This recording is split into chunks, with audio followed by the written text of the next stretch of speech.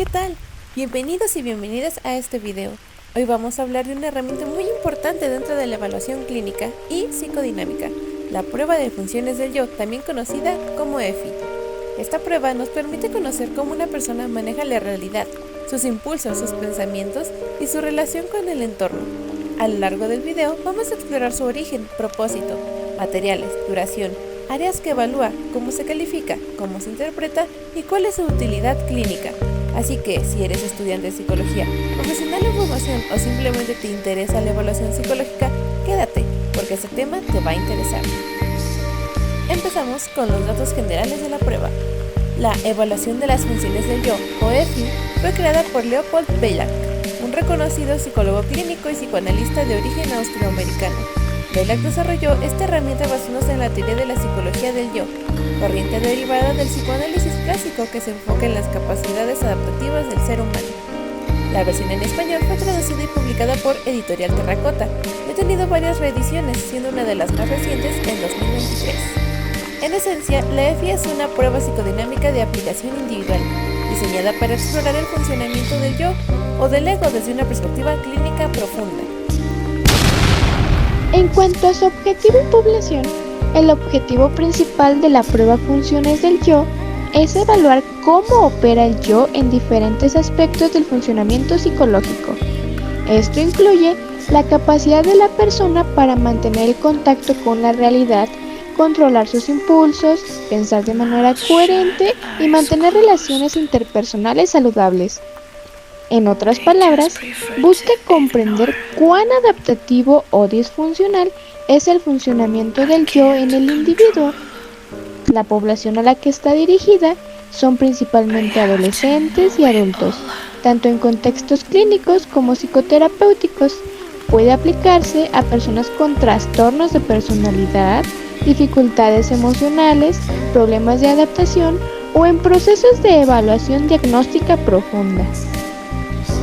Ahora bien, en cuanto a sus características generales, la EFY se aplica de forma individual y puede realizarse de dos maneras, como una entrevista estructurada guiada por el profesional o como un cuestionario de papel y lápiz, dependiendo de la versión que se utilice. El tiempo de aplicación puede variar, pero en promedio dura entre 30 y 45 minutos. El número de ítems también cambia según la adaptación. Algunas versiones simplificadas trabajan con 10 reactivos de opción múltiple, mientras que la versión completa evalúa 12 funciones del yo a través de la observación, el análisis y el registro del evaluador. Es importante recordar que más allá de los ítems, lo esencial en esta prueba es la comprensión cualitativa del funcionamiento psíquico del sujeto. Pero, ¿cuáles son los materiales y cómo es el formato de respuesta de esta prueba? Para aplicar la EFY se necesitan los siguientes materiales: el manual de aplicación y calificación, las hojas de registro o cuadernillos de anotación, un espacio tranquilo y libre de distracciones, adaptado especialmente para el individuo, con una iluminación óptima y un espacio cómodo. Y, por supuesto, la participación de una psicóloga o psicólogo clínico capacitado. Las respuestas pueden ser verbales si se aplica mediante entrevista o escritas en caso del formato estructurado. En ambos casos, el profesional debe observar atentamente la conducta, el lenguaje y las emociones del evaluado, ya que estos datos complementan la calificación numérica y serán aquellos que determinen la misma. Proseguimos con las funciones y áreas evaluadas. La EFI explora 12 funciones principales del yo, que pueden entenderse como mecanismos psicológicos que nos permiten mantener un equilibrio interno y adaptarnos a la realidad. Veámoslas una por una. Número 1. Prueba de realidad. Evalúa la capacidad de distinguir entre lo real y lo imaginario. Número 2. Juicio. Analiza si la persona puede anticipar las consecuencias de sus acciones. Número 3. Sentido de realidad y de sí mismo. Mide la percepción de la propia identidad y del entorno. Número 4. Regulación y control de impulsos. Revisa cómo la persona maneja sus impulsos, emociones y deseos. Número 5. Relaciones objetales. Analiza la calidad de las relaciones interpersonales y la percepción de los demás procesos.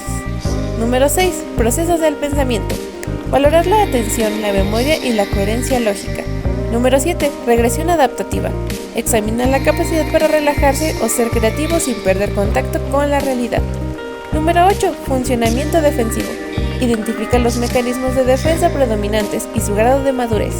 Número 9. Barrera a los estímulos. Observa la capacidad para tolerar o filtrar la estimulación externa. Número 10. Funcionamiento autónomo. Mide la independencia, organización y control de la propia conducta. Número 11. Síntesis integrativa. Analiza cómo la persona integra emociones, pensamientos y conductas de forma coherente. Y por último, número 12. Dominio y competencia. Evalúa la sensación de eficacia personal y capacidad para enfrentar desafíos. En conjunto, estas 12 funciones ofrecen una radiografía psicológica de cómo la persona equilibra sus emociones, su pensamiento y su comportamiento en la vida cotidiana.